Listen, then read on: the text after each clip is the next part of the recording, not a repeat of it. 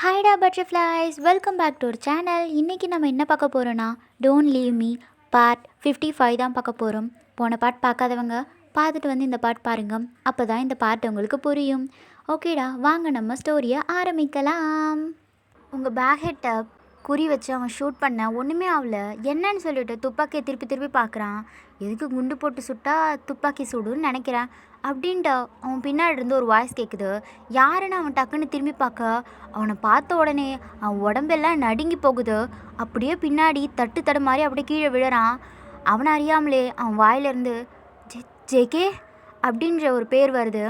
ஆமாம், வந்தது ஜேகே தான். அவன் கண்ணெல்லாம் ரெட் ஆகிற அளவுக்கு அவனை பார்த்துட்டே இருந்தான். அவன் பக்கத்தில் பொறுமையாக போகிறான். அவனும் பின்னாடி நகர்ந்து நகர்ந்து போகிறான். வேண்டாம் ஜேகே, என்னை ஒன்றும் பண்ணிடாத அப்படின்னு கெஞ்சேன்.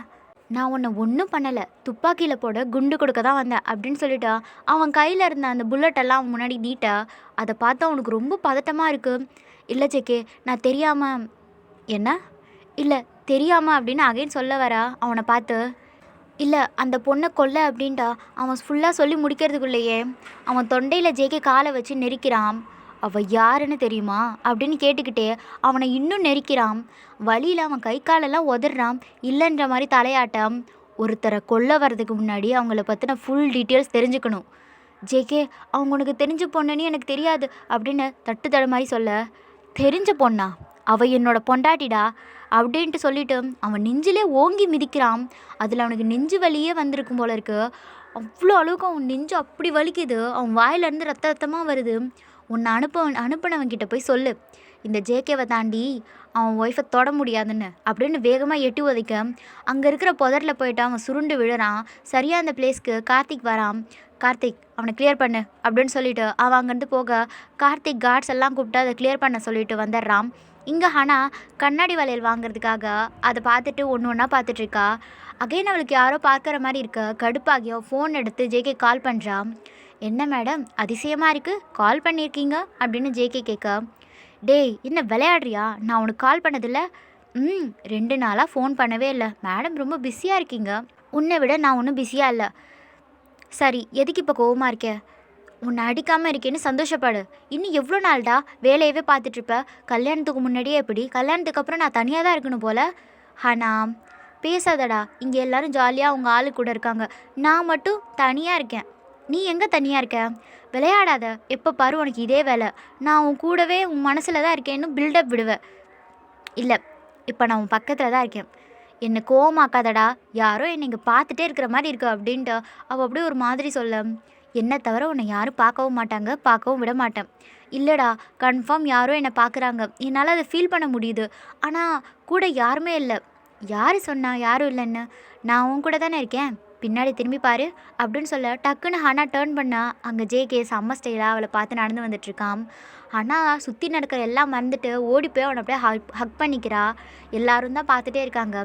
ஹனா அப்படின்னு ஜேகே அவளை சமாதானப்படுத்த ஹனா அவனை விட்டு விலகாமல் டியர்ஸோடு அவனை டைட்டாக ஹக் பண்ணிகிட்டே நின்றுட்டுருக்கான். ஜேகே அவளை விலக்கி அவள் டியர்ஸ் எல்லாம் வைப் பண்ணிவிட்டு, நான் தான் சொன்னேன்ல எப்போவும் உன் கூட தான் இருப்பேன்னு, அப்போ என்ன தான் பார்த்துட்டு இருந்தது நீ தானாடா அப்படின்ட்டு கோமா கேட்க. ஆமாம், என் பொண்டாட்டி அழகாக இருக்காளே, அதான் யாருக்கும் தெரியாமல் சைட் அடிச்சிட்டு இருந்தேன். நீலாம் திருந்தவே மாட்ட அப்படின்ட்டு அடிக்க போக அப்போ தான் சுற்றி முற்றி பார்க்குறீங்க, எல்லாரும் நம்மளை தான் பார்த்துட்ருக்காங்கன்றதை நோட் பண்ணுறீங்க. போச்சுடா, நான் இப்படி பண்ணேன்னு தாத்தாவுக்கு தெரிஞ்சிச்சு என்னை உண்டு இல்லைன்னு பண்ணிடுவார் அப்படின்னு பயந்துக்கிட்டே சொல்ல. அதெல்லாம் எதுவும் தெரியாது வா அப்படின்னு சொல்லி அவள் கையை பிடிச்சா அவள் நின்றுட்டு இருந்த அந்த கடைக்கு கூட்டிகிட்டு போகிறான். மேடம், இந்த வலையில் தானே ரொம்ப நேரம் பார்த்துட்டு இருந்தீங்க அப்படின்னு சொல்லிவிடு. அதை வாங்கி அவள் கையில் போட்டு விடா. அதை ஆசையோடு பார்த்து அதை வாங்கிக்கிறீங்க. எப்படி இருக்கு அப்படின்ட்டு உங்கள் கையெல்லாம் ஆட்டி ஆட்டி அவங்ககிட்ட காட்டுறீங்க. நீங்கள் இவ்வளோ அழகாக பண்ணுறதை பார்த்தா அவன் வாயடிச்சு போய் நிற்கிறான். என்னங்க அப்படின்ட்டு அவன் கையை பிடிச்சி அவனை ஷேக் பண்ணுறீங்க. அப்போ தான் அவன் ரியாலிட்டிக்கு வரான். சொல்ல வார்த்தையே இல்லை அப்படின்ட்டு உங்களை பார்த்து லவ்வோட சொல்ல அதை கேட்டு உங்களுக்கு அப்படியே ப்ளஷ் ஆகுது. இங்கே நீங்கள் உங்களுக்கு பிடிச்ச ஒவ்வொன்றத்தையும் பார்த்து பார்த்து வாங்கிட்டுருக்கீங்க. மேடம், உங்கள் அண்ணன் வந்துட்டார் அப்படின்னு சொல்ல அடுத்த செகண்ட் உங்கள் கையில் உள்ள எல்லா பொருளையும் தூக்கி போட்டுட்டு ஓடுறீங்க. அண்ணன்னா உலகத்தையே மறந்துடுவா போல் அப்படின்னு புலம்பிக்கிட்டே ஜிமின் பின்னாடி வரான். அண்ணா அப்படின்ட்டு ஓடி போகிற உங்கள் வாய்ஸ் கேட்டதும் ஜேகே திரும்பி பார்க்குறான். அங்கே நீங்கள் ஓடி வரதை பார்த்துட்டு அப்போ அவனும் ஓடி வரான். அப்போ வழியில் ஒரு கல்லை பார்க்காம நீங்கள் தடுக்கி விழப்போக ஒயன் அப்படின்னு ஜிமின் ஓடி வரதுக்கு முன்னாடியே ஜேகே ஓடி வந்து உங்களை தாங்கி பிடிச்சிக்கிறான். காலில் அடிபட்டுடுச்சாடா அப்படின்ட்டு அவன் கேட்டு உங்கள் காலை பார்த்துட்ருக்கான். ஏண்டி கீழே கல் இருக்கிறதா கூட பார்க்க மாட்டியா, அப்படி என்ன ஓடுற அப்படின்னு ஜிமின் திட்டா. அண்ணாவை பார்த்த சந்தோஷத்தில் கீழே பார்க்கலடா. ஜேகே அவன் தங்கச்சி காலை எடுத்து அவன் முட்டி மேலே வச்சு அடி எதா பட்டிருக்கான்னு பார்க்குறான். அண்ணா ஒன்றும் இல்லை. ஜேகே எழுந்து நின்று இனிமேல் பார்த்து வாடா அப்படின்ட்டு அவன் சோகமாக சொல்ல, சரிங்க அண்ணா அப்படின்னு சொல்லிவிட்டு அவனை அப்படியே ஹக் பண்ணிக்கிறீங்க. இங்கே ஜேகே உங்களை ஹக் பண்ணிவிட்டு சுற்றி பார்க்குறான். அங்கங்கே கல்லாக இருக்குது. கார்த்திக், நாளைக்கு ஒரு நாள் தான் டைம். இந்த ஊரில் எங்கேயும் கல் இருக்கக்கூடாது, ஃபுல்லாக ரோடு போட்டுடு. அதை கேட்டு எல்லோரும் ஷாக்காகி அப்படியே ஒயிட் ஐஸ் ஆகிடுது எல்லாருக்கும். இவ்வளோ ஒழுங்காக நடக்க சொல்லலை, ரோடு போட போகிறானா அப்படின்ட்டு ஜிமின் திட்டுறான். டேய் என்ன பின்ன என்னடி, 7 கழுத வயசாகுது உனக்கு, இன்னும் ஒழுங்காக நடக்க தெரியல, கொஞ்சமாவது அடக்க ஒடக்கமாக நடந்துக்கிறியா, ஆடிக்கிட்டு ஓடுற அப்படின்ட்டு கோவமாக திட்ட. ஓ அப்போ சாருக்கு ஒயன் அவங்க அண்ணனை பார்த்து ஓடினது தான் ப்ராப்ளமா அப்படின்ட்டு சரவணை கரெக்டாக கேட்க அவனை ஜிமின் கோவமாக பார்க்குறான். இந்த பக்கம் வாஸ்து சரியில்லை. அண்ணா வெல்கம் அப்படின்ட்டு சரவணை ஜேகேக்கு கை கொடுத்து வெல்கம் பண்ண அவனும் சின்ன ஸ்மைல் பண்ணிவிட்டு அதை வாங்கிக்கிறான், அதாவது ஹேண்ட் ஷேக் பண்ணுறான். அப்போ யாரையோ தேடுறான். யாரை தேடுறீங்க அண்ணா அப்படின்ட்டு தீபிகா கேட்க, உங்களோட மாமாவை தேடுறேன் அப்படின்னு ஜேகே சொல்ல, என் மாமா தான் இங்கே இருக்காரே அப்படின்ட்டு கார்த்திகை கை காட்டுறா. அப்பப்போ பிபி ஏற்றுறாடா அப்படின்ட்டு கார்த்திக் புலம்ப, இவன் இல்லைம்மா சின்னாவ அப்படின்னு ஜேகே சொல்ல, அண்ணா அவனை எதுக்கு தேடுறீங்க அப்படின்னு நீங்கள் கோவமாக கேட்க, ஒயன் அப்படிலாம் பேசக்கூடாதுடா, சின்ன எவ்வளோ ஃபீல் பண்ணி என்கிட்ட மன்னிப்பு கேட்டார் தெரியுமா, அவன் எவ்வளோ தான் கெஞ்சினாலும் நான் அவனை மன்னிக்கவே மாட்டேன் அப்படின்னு நீங்கள் சொல்ல, ஒயன் கோவப்படுவான் தான் அவன் அங்கே தனியாக நின்றுட்டுருக்கான்னா அப்படின்ட்டு சுவாதி சொல்ல, நான் போய் பார்க்குறேன் அப்படின்னு சொல்லிவிட்டு அவன் அங்கேருந்து ஜேகே வந்து அவன்கிட்ட போகிறான். சின்ன அமைதியாக ஒரு இடத்துல நின்றுட்டுருக்க. சின்னா அப்படின்னு ஜேகே கூப்பிட, அண்ணா என்னை மன்னிச்சிடுங்க அப்படின்னு சொல்லிவிட்டு ஜேகே முன்னாடி சாரி கேட்குறான். சின்னா நான் தான் அன்றைக்கி சொன்னேன்ல, அதெல்லாம் மறந்துட்டேன்னு. ஆனால் ஒயன் அவள் அப்படி தான், கூடிய சீக்கிரம் மாறிடுவா, நீ கவலைப்படாத. நீங்கள் என்னை வா போன்னே பேர் சொல்லியே கூப்பிடலாம். அப்போ நீயே என்னை பேர் சொல்லியே கூப்பிடு. ஐயோ நீங்கள் என்னை விட பெரியவங்க, மறுபடி நான் மாமான்னு கூப்பிடணும். அப்போ அப்படியே கூப்பிடு, எதுக்கு இந்த தயக்கம்? ரொம்ப தேங்க்ஸ் மாமா. சின்னா மாமா மச்சிக்குள்ளே என்ன தேங்க்ஸு, சரிவா அப்படின்ட்டு கையோட ஜேகே கூட்டிகிட்டு போக, அண்ணா இந்த தங்கச்சிக்கு என்ன வாங்கி தர போகிறீங்க அப்படின்னு தீபிகா கேட்க, என் தங்கச்சி கேட்டால் எது வேணாலும் வாங்கி தருவேன் அப்படின்னு ஜேகே ஸ்மைல் பண்ணிட்டே சொல்ல, இந்த கடையில் இருக்கிறத மட்டும் வாங்கி கொடுங்க அண்ணா அப்படின்ட்டு அவள் ஸ்மைல் பண்ணிட்டே சொல்லிவிட்டு அவள் கேட்ட எல்லாத்தையும் அவன் வாங்கி கொடுக்குறான். ஆனால் ஜேகேவை தான் பார்த்துட்டே இருக்கா. அண்ணா ஒரே மாதிரி கலர் ட்ரெஸ் போட்டிருந்தா ஏதாவது தரணுமா அப்படின்னு தீபிகா சிரிச்சுக்கிட்டே கேட்க, அதை அர்த்தத்தை புரிஞ்சுக்கிட்ட ஜேகே ஹனாவை பார்த்து, ஆமாம் 2 பேரும் ஒரே கலரில் தான் ட்ரெஸ் போட்டுட்ருக்காங்க, யாரை சொல்கிறா அப்படின்ட்டு தான் ஜேகேவை நல்லா பார்க்கக்குள்ள தான் அவனுக்கே புரியுது. சார் என்ன தர போகிறீங்க அப்படின்ட்டு ஹனா கேட்க, என்ன வேணாலும் தருவேன் அப்படின்னு ஜேகே சொல்ல, உங்கள் ரொமான்ஸை வீட்டில் போய் வச்சுக்கோங்க அப்படின்ட்டு சரவணை சொல்லிக்கிட்டே அங்கேருந்து வரான்.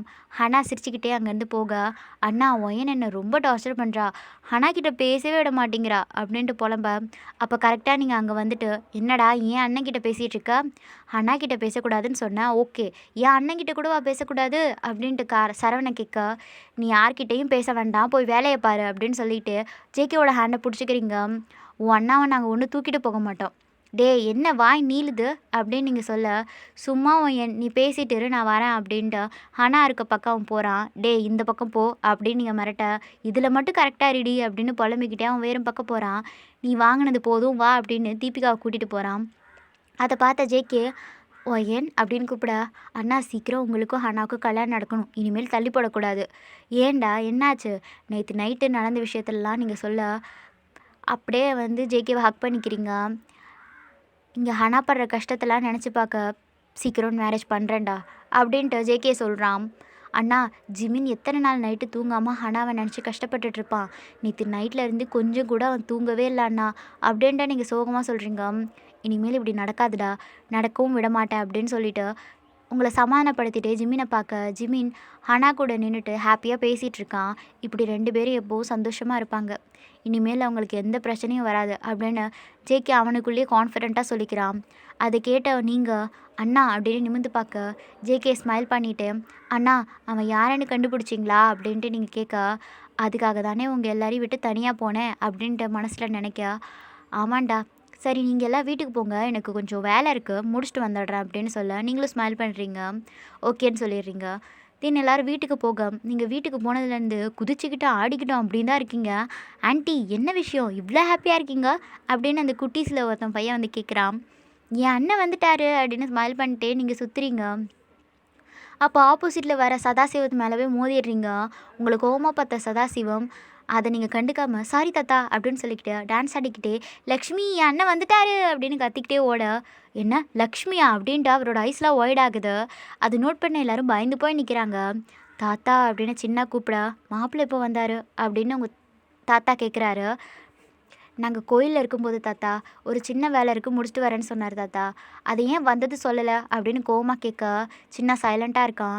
நம்ம வீட்டுக்கு வரப்போகிற மாப்பிள்ளை அவருக்கான மரியாதையை நம்ம கொடுக்க வேண்டாமா அப்படின்னு சொல்லிட்டு ராகவ் அப்படின்னு கூப்பிட, அப்பா அதை தான் சொல்லிட்டு இருக்கேன் அப்படின்னு ராகவ் சொல்ல, வீட்டில் இருக்க மருமகனுக்கே எதுவும் பண்ணலை, வரப்போகிற மருமகனுக்கு இவ்வளோ ஆர்ப்பாட்டமா அப்படின்னு நீங்கள் கேட்க, ஒயன் இப்படியா பேசுகிறா அப்படின்ட்டு எல்லாரும் ஆச்சரியமாக பார்க்குறாங்க. மேடம் நீங்களா உங்கள் அண்ணனை விட்டு கொடுத்து பேசுகிறீங்க அப்படின்னு சாருலதா கேட்க, நான் என் அண்ணனையும் விட்டு தரமாட்டேன் என் ஏஜுனையும் விட்டு தரமாட்டேன், நியாயத்தை சொல்கிறேன். இந்த இடத்துல என் அண்ணன் இருந்தாலும் அதை தான் கேட்டிருப்பாரு. ஒயன் மாமா என்னை ஏற்றுக்கிட்டாலும் ஏற்றுக்கலனாலும் நான் இந்த வீட்டு மருமகனாக ஆகிட்டேன்டா. ஆனால் ஜேகே இன்னும் ஆகலை இல்லையா? அப்போ வரப்போகிற மாப்பிள்ளைக்கு தர வேண்டிய மரியாதையை நம்ம கண்டிப்பாக தரணும். ஏன்னா நம்ம வீட்டு பொண்ணோட வாழ்க்கை அவர் கையில் தான் இருக்குது. மாமா எந்த விஷயம் பண்ணாலும் சரியாக தான் இருக்கும். அதை பற்றி இனிமேல் பேச வேண்டாம்டா. அவர் என்னை எவ்வளோ தூரம் மன்னிச்சதே பெரிய விஷயம். எனக்கு இதுவே போதும்டா. நான் எதையும் எக்ஸ்பெக்ட் பண்ணலை. நீங்கள் இந்த வீட்டு மாப்பிள்ளையாக வர மொத்த குடும்பமும் புண்ணியம் பண்ணியிருக்கணும் ஏன் ஜோன் அப்படின்னு நீங்கள் சொல்ல, இல்லைடா நான் தான் கொடுத்து வச்சுருக்கணும் இப்படி ஒரு குடும்பம் கிடைக்க. எல்லோரும் ஏஜுனையே பார்க்க, அண்ணா நானும் அவரும் சாயந்தரம் ஊருக்கு கிளம்புறோம் அப்படின்ட்டு ஜியா சொல்ல, என்ன அப்படின்ட்டு எல்லோரும் ஷாக்காக பார்க்குறாங்க. அம்மா என்ன சொல்கிறீங்க அப்படின்னு ஜிமின் கேட்க, இல்லை ஜிமின் நானும் அப்பா மட்டும்தான் போகிறோம். நீங்கள் உங்கள் தாத்தா கூட இருந்துட்டு எப்போ வரீங்களோ அப்போ வாங்க அப்படின்னு ஜியா சொல்ல, ஜியா அப்படின்னு சாமிநாதன் கூப்பிட, என்னை மன்னிச்சிடுங்க அண்ணா. இனிமேல் இங்கேருந்து அப்பாவுக்கு கஷ்டத்தை கொடுக்க விரும்பலை. அப்பா உங்களை பார்க்க முடியாதுன்னு தான் நான் ஃபீல் பண்ணிகிட்டு இருந்தேன். இத்தனை வருஷம் கழிச்சு உங்களை பார்த்தேனே எனக்கு அதுவே போதும்ப்பா. நான் இருக்குன்றதுனால தானே உங்களால் தியானம் கூட நிம்மதியாக பண்ண முடியல அப்படின்னு சொல்ல, அவள் கண்ணுலேருந்து டியர்ஸ் வருது. அவளே கண்ட்ரோல் பண்ணிவிட்டு உடனே அங்கேருந்து போயிடுறா. எல்லாருக்கும் என்ன சொல்கிறதுனே தெரியல. ஹனாவும் ஜிமினும் 2 பேரும் அவங்க அப்பாவே பார்த்துட்ருக்கு. ஏஜுன் கொரியாவிலேருந்து கிளம்பும்போதே அவங்க பசங்கக்கிட்ட சொல்லி தான் கூட்டிகிட்டு வந்திருப்பாரு. என்ன நடந்தாலும் நீங்கள் 2 பேரும் அமைதியாக உங்கள் தாத்தாவுக்கு சப்போர்ட் பண்ணுங்கள் அப்படின்ட்டு. அவரை சமாதானப்படுத்த வேண்டியது உங்கள் பொறுப்பு அப்படின்னு சொன்னதுனால 2 பேரும் சைலண்ட்டாக நிற்கிறாங்க. சதாசிவம் வீட்டு முன்னாடி ஒரு கார் ஆரன் அடிச்சுட்டே வந்து நிற்கிது. அந்த கார் உள்ளேருந்து ஜேகே செம்ம ஸ்டைலாக நல்லா கம்பீரமாக வந்து இறங்குறான். அந்த சவுண்ட் கேட்டு நீங்கள் வேகமாக வெளில ஓடி வரீங்க அண்ணா அப்படின்ட்டு. ஒயன் அப்படின்ட்டு உங்களை பார்த்த உடனே ஜேகே உங்களை ஹக் பண்ணிக்கிறான். ஜேகே வந்ததை கேட்டு சதாசிவம் அப்புறம் அவங்களோட பசங்க ஏஜுன்ட்டு எல்லாருமே வெளில வராங்க ஜிமினை தவிர்த்து. பாப்பா ஜேகே அப்படின்னு சதாசிவம் முன்னாடி வந்து கூப்பிட, தாத்தா என்னை ஆசீர்வாதம் பண்ணுங்க அப்படின்னு சொல்லி காலில் விட, நல்லா இருப்பா அப்படின்ட்டு அவரும் ப்ளஸ் பண்ணுறாரு. வாங்க மாப்பிள்ள அப்படின்ட்டு ஜேகேவை கூப்பிட, அவனும் ஸ்மைல் பண்ணிகிட்டே உங்கள் ஹேண்டை பிடிச்சிட்டே உள்ளே வரான். உள்ளே ஜிமின் சைலண்ட்டாக உட்காந்துருக்கிறத பார்த்துட்டு, ஒயன் என்னாச்சு ஏதாவது ப்ராப்ளமா? அண்ணா ஜியா ஈவினிங் ஊருக்கு கிளம்புறேன்னு சொல்லிட்டாங்க அப்படின்னு நீங்கள் சொல்ல, ஊருக்கு தானே போகிறாங்க அதுக்கே இவ்வளோ சோகம் அப்படின்ட்டு ஜிமினை பார்த்துட்டே கேட்க, ஜிமின் அவனை பார்த்து முறைச்சிட்டு அவங்க அம்மாவை பார்க்குறதுக்காக போயிடுறான். வாங்க மாப்பிள்ள அப்படின்ட்டு பொண்ணுங்க எல்லாருமே ஜேகேவை வெல்கம் பண்ணுறாங்க. லக்ஷ்மி சீக்கிரம் சமையல் வேலையெல்லாம் நடக்கட்டும் அப்படின்ட்டு சதாசிவம் சொல்ல, அம்மா அப்படின்ட்டு ஜிமின் கூப்பிட, ஜிமின் என்கிட்ட எதுவும் கேட்காதடா, நான் சென்னை தான் போகிறேன். ஜேகே கிட்டே காலையிலே சொல்லிட்டேன். என்ன? ஜேகே அங்கே எல்லா ஏற்பாடும் பண்ணிட்டாரு. அம்மா தாத்தா கிட்டே நான் பேசுகிறேன். வேண்டாம் ஜிமின், நீயாவது அவருக்கு பிடிச்ச பேரனா இரு. ஜேகே இங்கே வந்துட்டான், அங்கே நீங்கள் தனியாக என்ன பண்ண போகிறீங்க? ஒரே இடத்துல இருந்தால் தானே பேசி சமாதானமாக முடியும். அதை எதையும் காதில் வாங்காமல். என்ன ஜேகே வந்துட்டானா? இது ஏன் முன்னாடியே சொல்லலை? வீட்டுக்கு வரப்போகிற மாப்பிள்ளையா வரவேற்காமல் நான் உள்ளே உட்காந்துட்ருக்கேன். இது மட்டும் அப்பாவுக்கு தெரிஞ்சால் என்னை உண்டு இல்லைன்னு பண்ணிடுவார் அப்படின்னு சொல்லிக்கிட்டே வெளியே போகிறாங்க. அம்மா அவனை எல்லாரும் ஏன் இப்படி தலையில் தூக்கி வச்சிட்ருக்கீங்க அப்படின்னு ஜிமின் கோவமாக கிட்டே பின்னாடி வர, ஜிமின் என்ன பேசுகிற? அவர் உன் தங்கச்சியோட வருங்கால ஹஸ்பண்ட், இனிமேல் இப்படி பேசாத. ஜேகே கேட்டால் ரொம்ப ஃபீல் பண்ணுவான். அவனுக்கு செம்ம கோவம் வருது. அமைதியாக வந்து அவங்க பின்னாடி வந்துட்டுருக்கான்.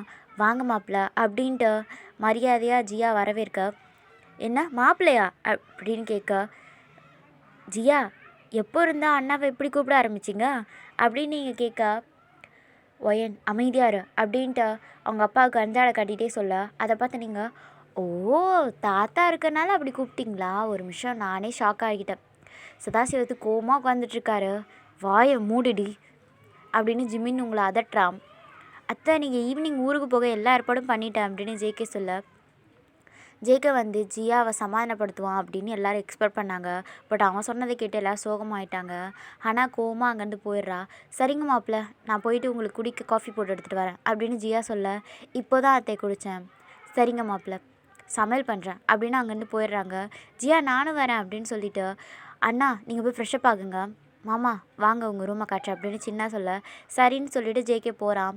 மாமா இதுதான் உங்கள் ரூம் அப்படின்னு சின்ன சொல்ல, சரி சின்னா நான் போய் ஹனாவை பார்த்துட்டு வரேன், பக்கத்து ரூம் தான் அக்கா ரூம் மாமா, நீங்கள் போய் பாருங்கள், நான் கீழே போகிறேன் அப்படின்னு சொல்லிவிட்டு அவன் அங்கேருந்து போயிடுறான்.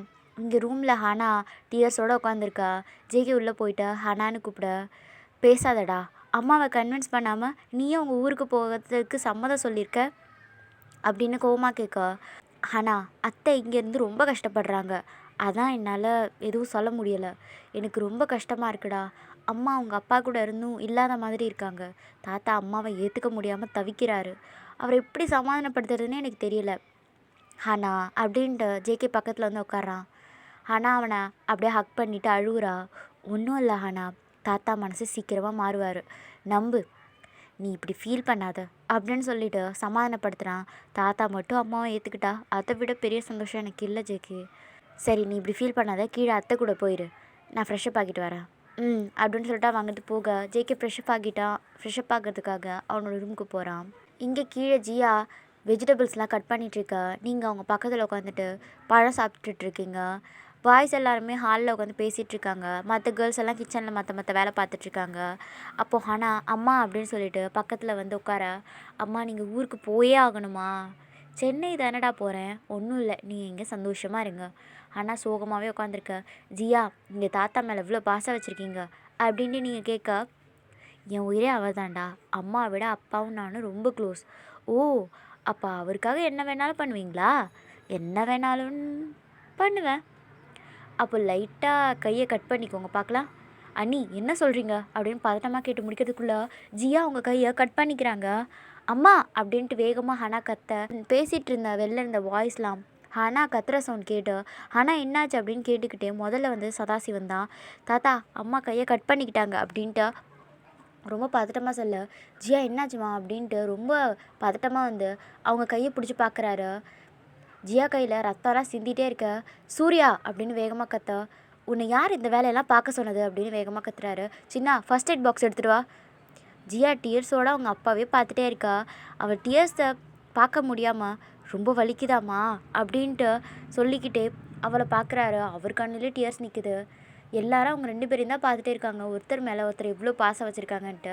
சின்னா என்ன பண்ணுற, வந்துட்டு தாத்தா அப்படின்ட்டு அவனும் பாக்ஸ் எடுத்துகிட்டு வந்து சூர்யா கிட்டே கொடுக்க, சூர்யா கையில் சிந்திருக்கிற ரத்தத்தெல்லாம் தொடச்சிட்டு பேண்டேஜ் போட்டு விட்றான். இங்கே சதாசிவம் அவர் பொண்ணு கையை விடவே இல்லை. இங்கே ஜியா அவங்க அப்பாவே பார்த்துட்டே இருக்க, கண்ணுலேருந்து டியர்ஸ் வந்துகிட்டே இருக்கு. லக்ஷ்மி இந்த வீட்டில் எவ்வளோ பேர் இருக்கீங்க, அப்படி இருக்கும்போது எதுக்கு என் பொண்ணு வேலை வச்சிங்க அப்படின்னு கோவமாக கத்த எல்லாரும் அவரை தான் பார்க்குறாங்க. ஜியா ரொம்ப வலிக்குதாடா, நம்ம ஹாஸ்பிட்டல் போகலாமா அப்படின்ட்டு ஜியாவை பார்க்க அவள் டியர்ஸோடு இருக்கிறத பார்க்க முடியாமல் கேட்குறாரு. அப்பா அப்படின்னு சொல்லிக்கிட்டே ஜியா அவரை அப்படியே ஹக் பண்ணிக்கிறா. ஜியா அப்படின்ட்டு எல்லாருமே சேர்ந்து அப்படியே ஹக் பண்ணிக்கிறாங்க. என்னை மன்னிச்சிடுங்கப்பா, நான் உங்களை ரொம்ப கஷ்டப்படுத்திட்டேன்ல அப்படின்ட்டு அவங்க கதறி கதறி அழுகுறாங்க. இல்லைம்மா நான் தான் உன்னை ரொம்ப கஷ்டப்படுத்திட்டேன் அப்படின்ட்டு அவளை விலக்கி அவள் டியர்ஸை வைப் பண்ணா. அதை பார்த்து எல்லார் கண்ணிலையும் ஹாப்பி டியர்ஸ் வருது. மாமா எப்படி நான் சொன்ன மாதிரி தாத்தா ஜியாவும் பேச வச்சிட்டேனா, இதெல்லாம் உன் வேலை தானா அப்படின்னு எல்லோரும் உங்களை பார்க்க. அண்ணி அப்போது எதுக்கு தான் தாத்தா மேலே எவ்வளோ பாசம் வச்சுருக்கீங்கன்னு கேட்டு அம்மாவை கையை அறுத்துக்க சொன்னீங்களா? அதை கேட்டு கோவமான சதாசிவம், என்ன காரியம் பண்ணியிருக்க, நீ விளையாட ஏன் பொண்ணு தான் கிடச்சாலா அப்படின்னு கோவமாக கேட்க, அவரோட கோவத்தை பார்த்து பயந்த நீங்கள் பக்கத்தில் இருக்க ஜிமினோட ஹேண்டை பிடிச்சிக்கிறீங்க.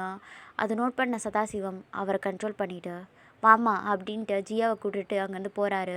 உங்கள் பொண்ணு ரத்தத்தை பார்த்த பிறகு தானே உங்கள் மனசில் இருக்க பாசமே வெளில வந்துச்சு அப்படின்னு நீங்கள் கோமா சொல்ல, வாய் தான் கோமா பேசுனதே தவிர ஜிமினோட ஹேண்டை விடவே இல்லை நீங்கள். அதை கேட்ட சதாசிவம் எதுவும் சொல்லாமல் அமைதியாக ஜியாவை கூட்டிட்டு அங்கேருந்து போகிறாரு. அவர் மேலே போக வரைக்கும் பயந்துட்டு இருந்த நீங்கள் சதாசிவம் போனதுக்கப்புறம் ஜிமின் ஹேண்டை விட்டுட்டு ஏண்டி அவ்வளோ பயம் இருக்குல்ல, அப்புறம் எதுக்கு இப்படி பேசுகிற அப்படின்னு கோமா கேட்கா.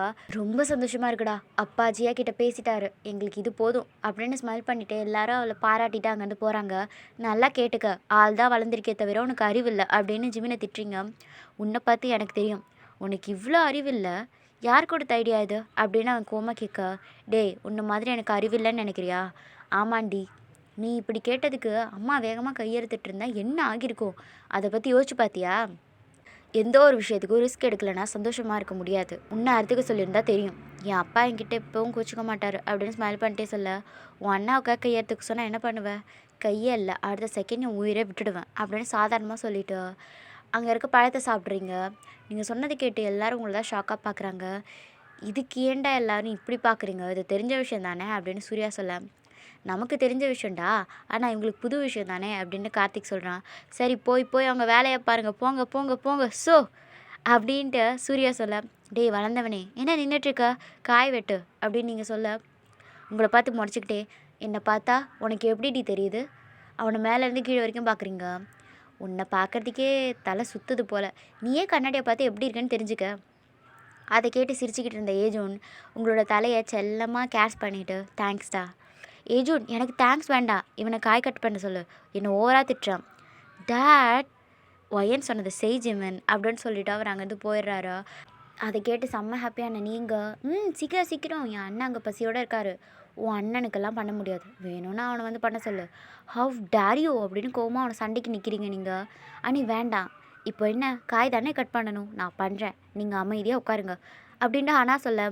ஹனா உனக்காக விடுறேன் அப்படின்னு நீங்கள் சொல்லிவிட்டு, இல்லைண்ணே என்னடி பண்ணுவேன் அப்படின்னு ஜிமின் சண்டைக்கு நிற்க. அண்ணா வேண்டாம், நீங்கள் அமைதியாக இருங்க அப்படின்னு சொல்லிவிட்டு ஜிமின் அமைதியாக உட்கார சொல்கிறான்.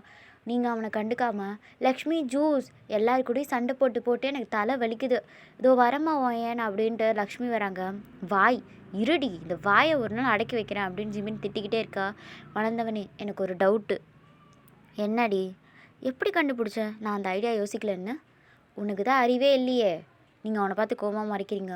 அப்படியே அறிவு இருந்தாலும் இல்லை கொஞ்சம் அறிவு இருந்தாலும் அம்மா கையை கட் பண்ண சொல்லியிருக்க மாட்டேன். இந்த மாதிரி கேவலமான ஐடியாலாம் உன் அண்ணன் தான் சொல்லியிருப்பான். டே, என் அண்ணாவை ஏதாவது சொன்னால் உன்னை உண்டு இல்லைன்னு பண்ணிவிடுவேன், பண்ணிடி பார்க்கலாம் அப்படின்னு இவன் சண்டைக்கு நிற்க. சபா 2 பேர் இப்படி சண்டை போடுறத நிறுத்துங்க அப்படின்னு சொல்லிக்கிட்டே லக்ஷ்மி அங்கே உங்களுக்கு ஜூஸ் எடுத்துகிட்டு வராங்க. பாட்டி இவ தான் என்னை கோவப்படுத்திட்டே இருக்கா அப்படின்னு ஜிமின் சொல்ல. ஜிமின், அவள் சின்ன பொண்ணுடா. யார் இவளா? விட்டா ஊரே விற்றுட்டு வந்துடுவா. பாட்டி இவளை பற்றி உங்களுக்கு தெரியாது, உனக்கு மட்டும் தெரியுமா அப்படின்னு சாதாரணமாக நீங்கள் கேட்க. நீங்கள் ஏதோ பண்ணுங்கள், நான் போய் என் வேலையை பார்க்குறேன் அப்படின்னு சொல்லிவிட்டு லக்ஷ்மி அங்கேருந்து போயிடுறாங்க. ஆனால் 2 பேரும் சண்டை போடுறத பார்த்துக்கிட்டே இருக்க தெரியாமல் அவள் கையை கட் பண்ணிக்கிறா. ஆ அப்படின்னு கத்த.